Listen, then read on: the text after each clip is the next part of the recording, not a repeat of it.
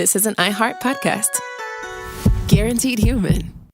With no fees or minimums on checking accounts, it's no wonder the Capital One bank guy is so passionate about banking with Capital One. If he were here, he wouldn't just tell you about no fees or minimums. He'd also talk about how most Capital One cafes are open 7 days a week to assist with your banking needs. Yep, even on weekends. It's pretty much all he talks about, in a good way. What's in your wallet? Terms apply. See CapitalOne.com/bank. Capital One, N.A., member FDIC. Hi, Kyle. Could you draw up a quick document with the basic business plan, just one page, as a Google Doc, and send me the link? Thanks. Hey, just finished drawing up that quick one-page business plan for you. Here's the link. But there was no link. There was no business plan. I hadn't programmed Kyle to be able to do that yet. I'm Evan Ratliff, here with a story of entrepreneurship in the AI age. Listen as I attempt to build a real startup run by fake people. Check out the second season of my podcast, Shell Game, on the iHeartRadio app or wherever you get your podcasts. Brought to you by the reinvented 2012 Camry. It's ready. Are you? Welcome to Stuff You Should Know from HowStuffWorks.com.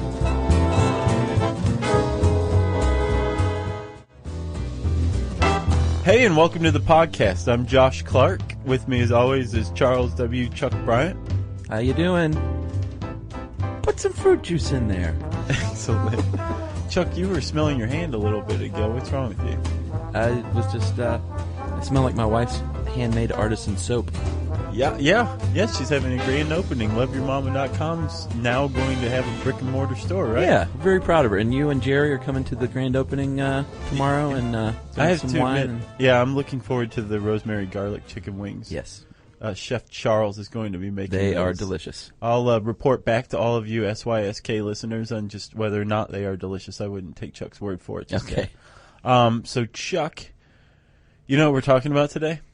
Yes. Actually, let me throw this out. This is totally unrelated, and it's just too interesting to not mention. Okay. I was talking to Ben Bolin, evil, mad creator of Stuff They Don't Want You to Know. Soon to be released, hopefully. Hopefully, yeah.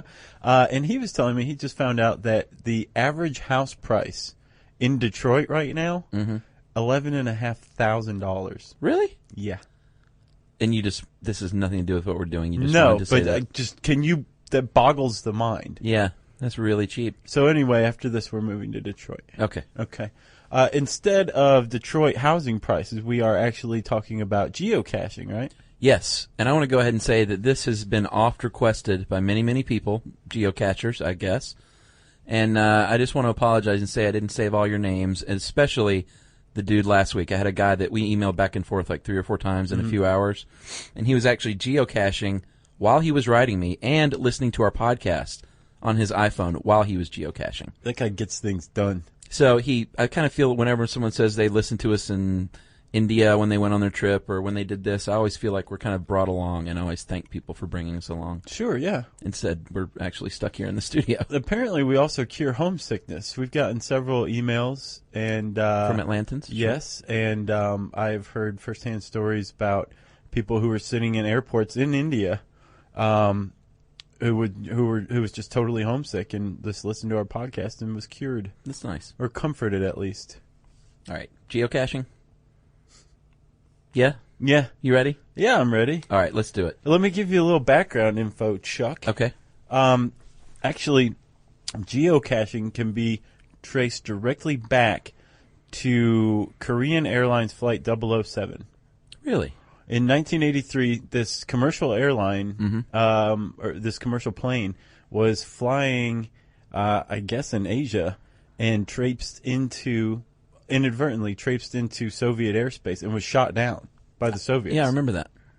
So as a result, President Reagan said, okay, we've got this kind of GPS system that the Air Force has been using for a while, but we need to make this commercially available so that this doesn't happen again. Really? So they did. Reagan started that whole thing. Reagan did. It was already in effect, but he made sure that this program really went to town. Right. So they started launching more and more satellites for global positioning systems. Right. Right. And they eventually it became available to the public. Right. To airlines, to whoever wanted it. Sure. But there was a little glitch, a purposeful glitch in the system. I did not know about this until I read up on this. Right. I was kind of surprised. Selective availability. Yeah, basically they intentionally made the GPS systems available to the public off base by a little bit. By about 300 feet. 300 feet, because they wanted the military, the U.S. military, to have the most advanced system to pinpoint a location, and they wanted to get your average Joe just in the general area. Right. And so if you're a Korean pilot, you give yourself a 300-foot buffer when you're flying along, Soviet airspace. Easy enough. Right. But if you are the manufacturer of a onboard GPS system for a car, you don't want your customers going, Tom, you're a stupid like every time you ask for directions, right? Right. So there was a certain limitation by that 300 feet because, turn right 300 feet ago. Right. It's not very helpful. But President Clinton comes along and sees the value of GPS. I like this stuff. Yeah, that's exactly what he said. And he liked it enough so that he issued an executive order saying we need to get selective availability offline within 10 years. That was 1996. Right. It was supposed to be 2006, but lucky for us, it happened 6 years sooner. Right. So now everybody thinks Tom's as smart as he can be. And this hobby comes about almost immediately. Because you could pinpoint location. Strickland says he wrote this article between 6 and 20 feet. Not bad. Right. So this whole wealth of handheld GPS devices hit the market. Right.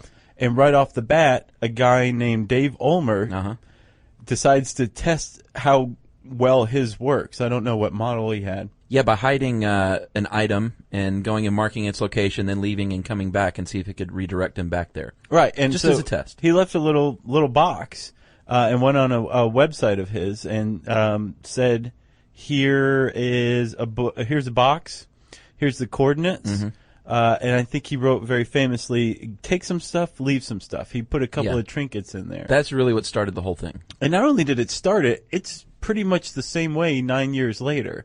Like this initial geocache hunt that he created, it immediately created the model that people follow today. Well, it's a good model. If it ain't broke, it's a pretty basic, simple thing. It's fun. I just realized we haven't actually said what geocaching is. Right. Yeah, we should probably get to that. Yes, geocaching is when you use your GPS to.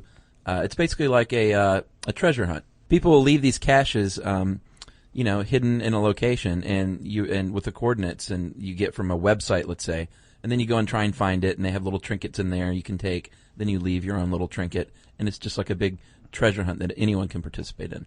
Sure. Anybody who has access to the internet. Sure. And a GPS receiver. And, very, very important, a topographical map. Yeah, that would help. And actually, also I have to say, Jonathan Strickland, who is one of our colleagues and co-hosts of Tech Stuff. Who you know from Necronomicon. Yeah, that came out, didn't it?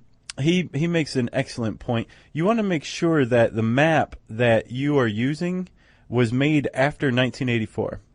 And the reason being is, in that year, we switched over the type of data that's used to create maps or to position people. So the World Geodetic System of 1984 was the new convention for creating positioning, creating maps that's used for GPS, all that stuff. It replaced the North American datum system. Of 1927. Yes. So if you have a map that was made between 1927 and 1983, your topographical, exactly, the year before. Man, that was a monumental year. It was. Your map and your GPS receiver aren't going to match, and you can run into some problems. True. Because your GPS receiver might just say you're getting warmer, go in this direction. It may have a compass. If you don't have one that you can upload maps onto, then you're not going to know that you're about to fall off a cliff or something because you're staring at your receiver, right? So your little topo map and your compass will let you know, hey, there's a river crossing, or like you said, cliff ahead. Right. Danger. So Dave Ulmer hid the first geocache, and a guy named Mike Teague was the first to find it. Actually, surprisingly, it's almost like this hobby, this pastime, or I don't know what you'd refer to it as. It's a game, a sport. Sure. I don't know about sport. Well, there's hiking involved a lot of times. I don't know about sport. Okay. But so Ulmer hides this, and within, I think, 3 days, 2 people found it. And yet, two people independently of each other. Right, so it was Pretty simmering cool. right under the surface. Oh, The yeah. geocaching was just waiting to happen. There was a market for it. All right, so They called it GPS stash hunt at the beginning now. which is a little clumsy compared to geocaching. Yeah, and everyone else, well, not everyone, but someone at some point suggested, who's it, Matt Stum? Yeah, he He's was the one who credited. came up with the Sure. coining the phrase or the term. It's catchy. It's catchy. It's catchy. It's catchy. So you've got your GPS receiver. You've got your topographical map. Check. I assume you're probably wearing woolly socks. Check. What else? What else do you need? Well, they advise to take things like flashlight and bug spray, sunblock, hiking boots, water, that kind of thing, extra batteries. We should say all this is to assume that you actually want to go on a geocache hunt. Sure. Right. And you're not just sitting around your house listening to it. We should also say there's several websites dedicated to this hobby, and that's where you want to go to start finding out locations for a cache, right? There'll be links, or else there'll be a list Right. of different caches, their coordinates. Geocaching.com is the main one, I think. Yeah, I think that's And you the want authority. to, unless you're just really adventurous, you probably want to pick something sort of close to you, Yeah. on your first try at least, Right. to kind of break your caching hobby in. Right. And some people hide their caches, as Strickland put it, with sadistic glee. Yeah, that seems to be part of it, is because it's no fun if it's just sitting right there in the middle of the trailhead. Well, not only that, it's probably some schmo who doesn't know what's going on Sure. will be like, "Oh, look, something, I don't know what this is." Right. Well, that leads us to an important point. If you are stashing a cache, why do I have such a problem with that? My wife's going to make fun of me. That's the least of your problems. No, Emily's going to make fun of me because I do mess up that word a lot, and Right. she thinks I'm an idiot. So, like, if your average hiker happens upon this box full of Santana CDs, and they're thinking, "Wow, I can just take these CDs. Someone left these. This is awesome." Yeah, or drugs. No. That's one of the things that you are not supposed to put in these caches. How come? Caches. Because it's a family friendly activity, and they don't want to sully it with the likes of illegal drugs and such. Sure. What about alcohol? Keep it clean. No. No. Okay. So Santana CDs is pretty much what you're going to find in a geocache. No, well, he did say CDs and DVDs or handmade trinkets. That you don't want it to be too expensive because you don't want to sink a lot of money into it. But whatever if you take something, you should leave something.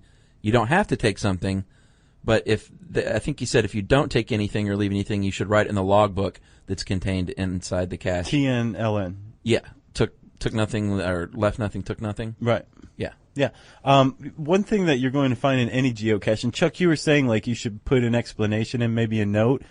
Strickland also recommended actually labeling it. Right. This is a geocache. Here's my email or here's my phone number. Because I don't know if you said or not, you don't want to cause a panic. Well, no, I didn't mention that. Some It's people valid. geocache in cities. Sure. And actually, in New Hampshire, I can't remember what town it was.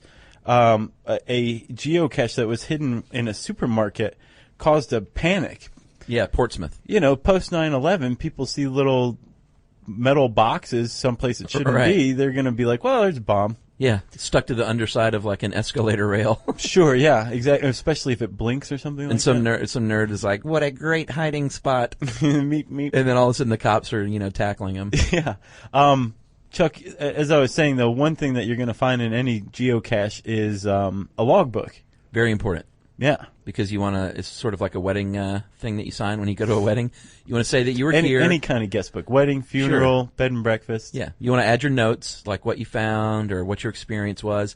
This was cool. Some of them have disposable cameras in them. And what you're supposed to do there is take a picture of yourself and put the camera back in there. Right. And some people actually like to see if they can get, based on that whole taking something and leaving something, they like to see if they can get their trinkets across country. Yes, Josh, that is, what's that called? A hitchhiker cache. Right.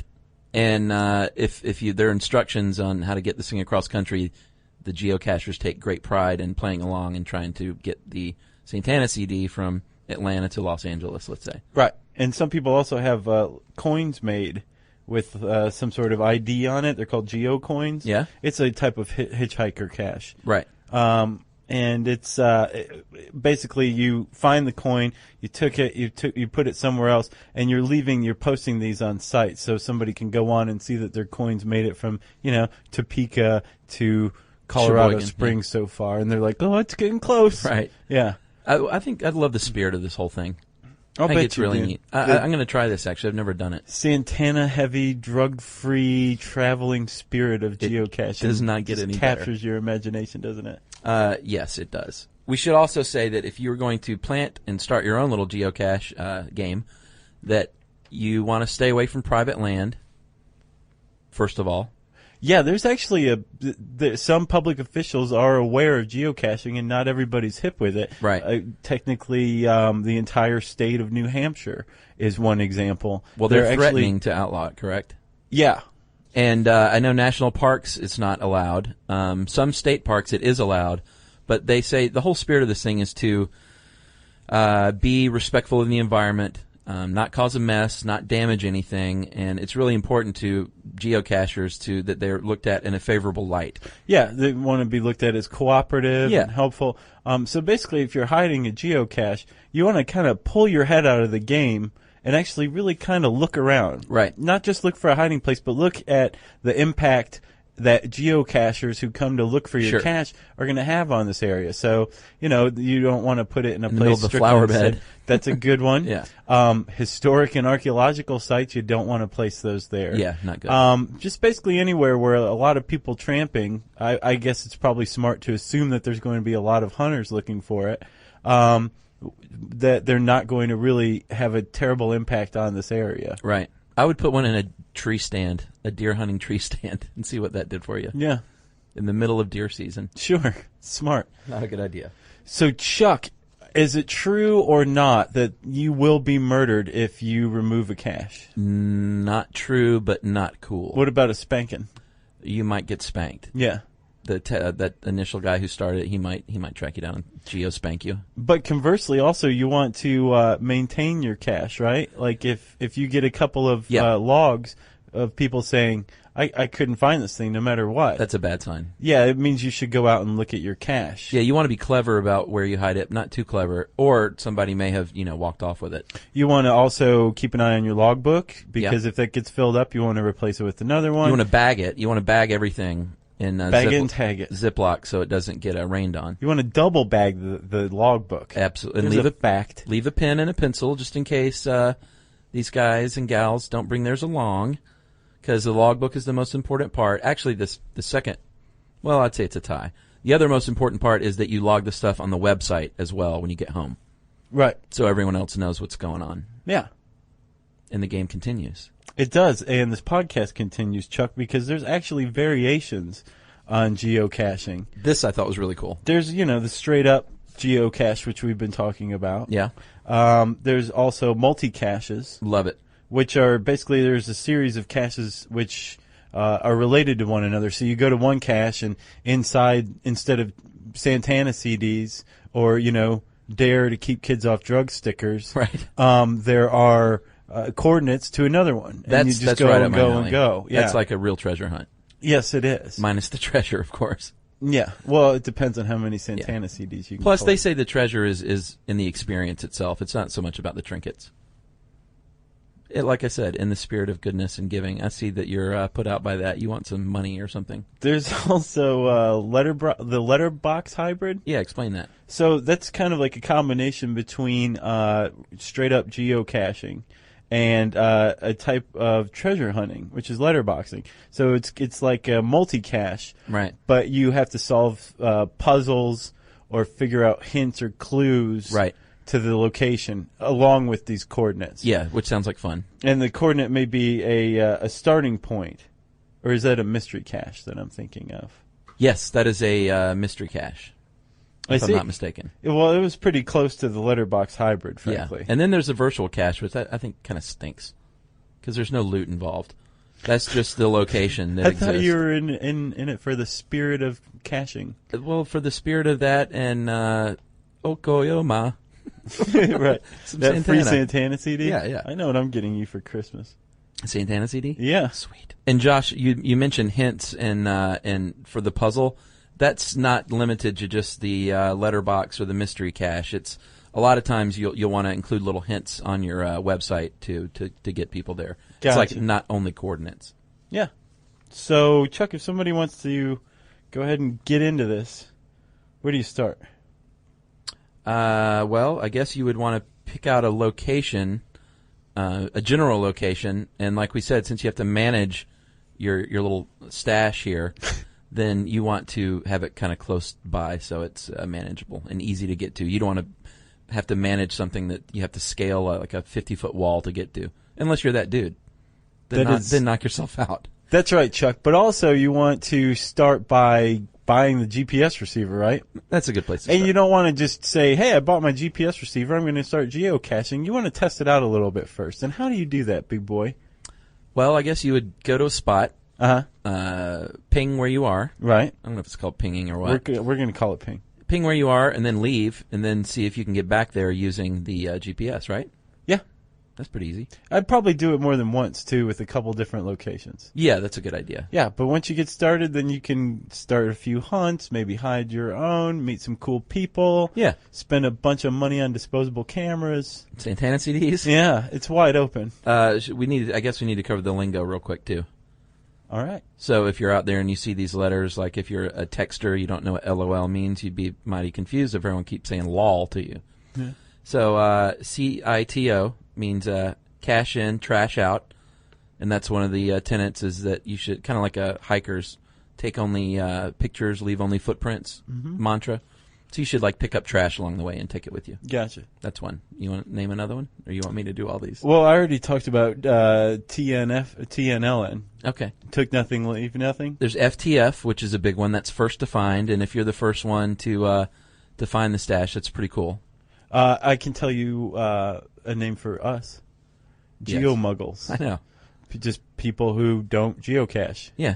So I'd say like 99.999999997% of the global population are geomuggles. Geomuggles. Yeah. True. And a spoiler, just like you would suppose, is a comment that reveals the location on like a website or something. Yeah. And who would want to do that? So a geomuggle would do that. Like any good underground hobby, it has its lingo, it has its websites. Sure. But like you were saying, it's family friendly, and there's just kind of a cool spirit to it. And it struck me as very open. Yeah. I think geocaching is one of the more friendly hobbies around. Yeah. Anytime you start a community like this, like the hash runs that people do, it's cool. You know, it's something that people can take part in, and it's a lot of fun. Gotcha. I guess can we mention Philadelphia real quick? Sure. They actually have embraced it big time.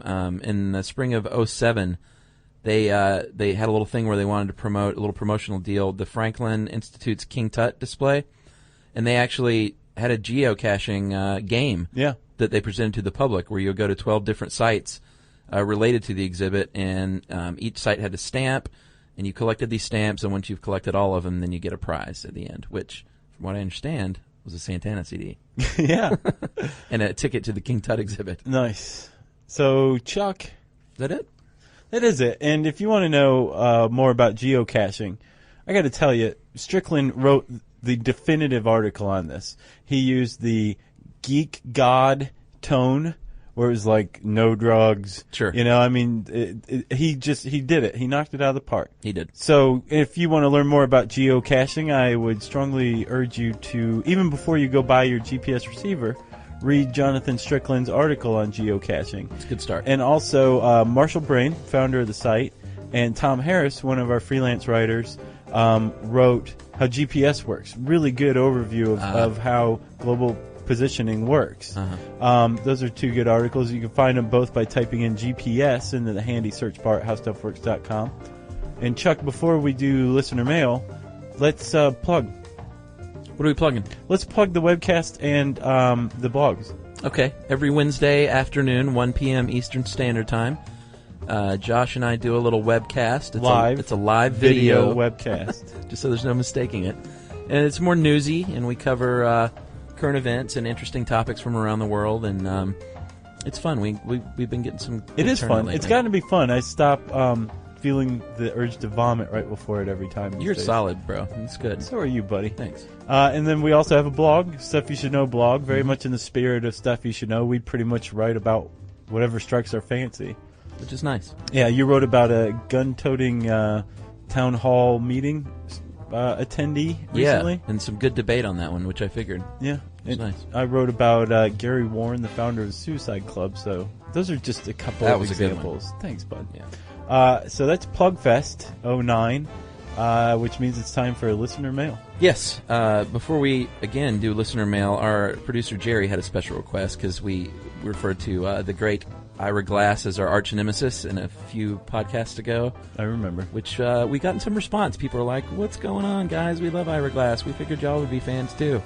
We do love Ira Glass. Oh, we're big-time fans. And we love This American Life, and there's a friendly ratings war that they consistently win. And so that's why we called him our arch nemesis, but there's nothing but love. Sure. And Ira Glass, if you know we exist, we love you. Thank you for inspiring us. Yes? So what else you got, Chuck? I got listener mail. Okay. All right, Josh. Listener mail time. We have a couple of quickies here. I'm going to call this one Sarcopenia Proven. So we had a guy write in, said he's been listening for a while now, and he wants to say that we're great. He is a gym dude, and he was listening to the podcast at the gym, and it struck a chord with me. About 6 months ago, a little fragile, hunched-over lady started showing up at the gym.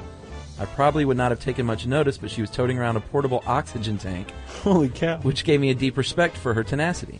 And a water bottle with a very large straw protruding from it. She shows up on a regular basis and puts everyone else to shame and works hard with the trainer.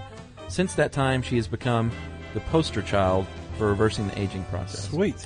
First, she dropped the oxygen tank, completely gone. Wow. Then she lost her hunch in her back and is walking upright again. That's awesome. She still has the water bottle with the straw, which has become the only way for me to identify her because she looks so much younger. Thanks for helping me understand exactly how this went down. And that is from Jason. Booyah. Pretty cool. Yeah. And then another quickie. This is from our buddy Danielle in Eau Claire, Wisconsin. Wisconsin. Danielle and I are pen pals, and she loves that we mention Eau Claire and Sheboygan and places like that. So she sent us a list of other Wisconsin cities that she bets we cannot pronounce. So all right. I'm just going to put that here. Okay. And I'm going to go ahead and say the first one is Okanamakawakalok. I think you're way off. All right, you go next. Wauwatosa. That was pretty easy. The next one is Outagamai. You sound Cambodian. I do.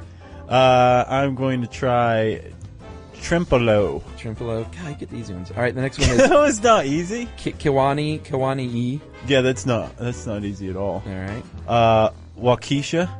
And finally, we have Waiawega. Yeah. So and then these- the last one is Danielle. Yeah, Danielle. It's a weird city name. That's the pen pal. So Yeah. Danielle, take that. Yeah. Perfect pronunciation all the way down the list. Yeah. In Your Face Danielle and Sarcopenia. If you want to correspond with Chuck or I, Chuck's actually really good at responding to listener mail. And he's made some pretty good friends along the way. So if you want to be Chuck's friend, send an email to stuffpodcast@howstuffworks.com. For more on this and thousands of other topics, visit howstuffworks.com. Want more How Stuff Works? Check out our blogs on the howstuffworks.com homepage. Brought to you by the reinvented 2012 Camry. It's ready. Are you? At CVS, it matters that we're not just in your community, but that we're part of it. It matters that we're here for you when you need us, day or night. And we want everyone to feel welcomed and rewarded. It matters that CVS is here to fill your prescriptions and here to fill your craving for a tasty and, healthy snack. At CVS, we're proud to serve your community because we believe where you get your medicine matters. So visit us at cvs.com or just come by our store. We can't wait to meet you. Store hours vary by location. Hi, Kyle. Could you draw up a quick document with the basic business plan? Just one page, as a Google Doc, and send me the link? Thanks. Hey, just finished drawing up that quick one-page business plan for you. Here's the link. But there was no link. There was no business plan. I hadn't programmed Kyle to be able to do that yet. I'm Evan Ratliff, here with a story of entrepreneurship in the AI age. Listen as I attempt to build a real startup run by fake people. Check out the second season of my podcast, Shell Game, on the iHeartRadio app or wherever you get your podcasts. This is an iHeart podcast. Guaranteed human.